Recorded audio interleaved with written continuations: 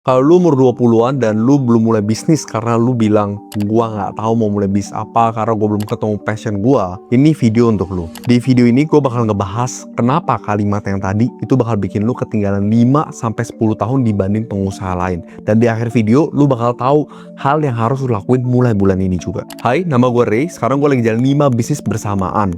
Dan ini adalah cerita dari pengalaman gua sendiri. Dan kalau gua harus kasih tips ke diri gua dulu pas umur 20 tahun, ini yang bakal gua katain ke dia. Oke, dulu gue juga sama kayak lu.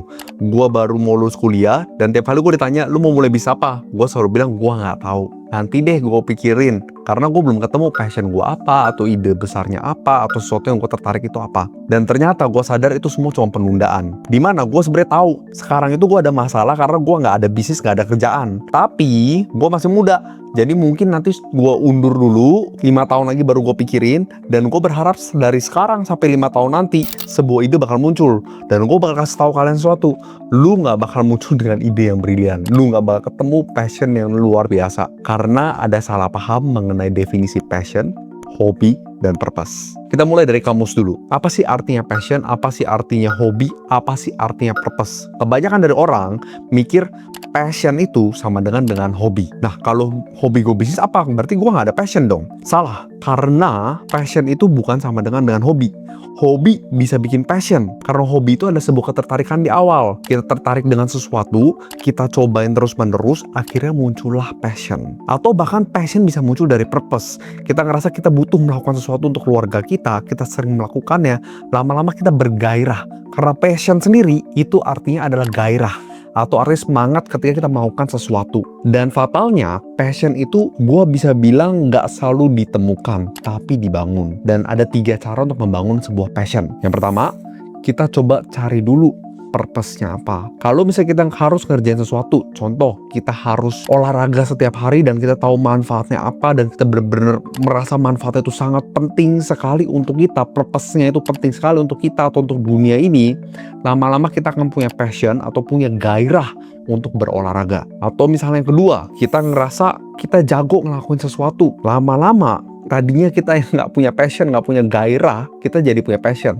Gue kasih contoh nih, analogi. Kita coba main game, video game. Pertama kali kita main video game, sebuah game yang mungkin susah banget, game komputer. Kita bisa bilang Dota, CS, Call of Duty, atau apapun itu. Kita ngerasa ini game ngeselin. Kita nggak mungkin bilang, ini passion gue. Tapi ketika kita udah jago, kita bisa bilang, ini passion gue. Gue kasih contoh, pernah nggak kalian main sama orang sebuah game yang mereka itu cupu banget pas pertama kali mainnya, tapi sekali mereka udah jago, mereka malah terusan ngajak kita main. Padahal dulu pas mereka masih cupu, mereka nggak mau main sama kita tuh. Mereka selalu bilang, ngapain sih main itu? Gua nggak bisa. Tapi ketika mereka udah jago, passionnya jadi muncul. Itu alasan kedua. Dan alasan ketiga atau cara ketiga passion dibangun itu adalah dengan jam terbang. Lebih banyak waktu yang kita investasiin ke satu hal, maka lama-lama kita akan muncul passionnya. Kenapa? Karena kita ngerasa sayangnya kalau kita tinggalin gitu aja. Nah, sekarang kalau misalnya kita udah tahu passion itu dibangun dan purpose itu penting,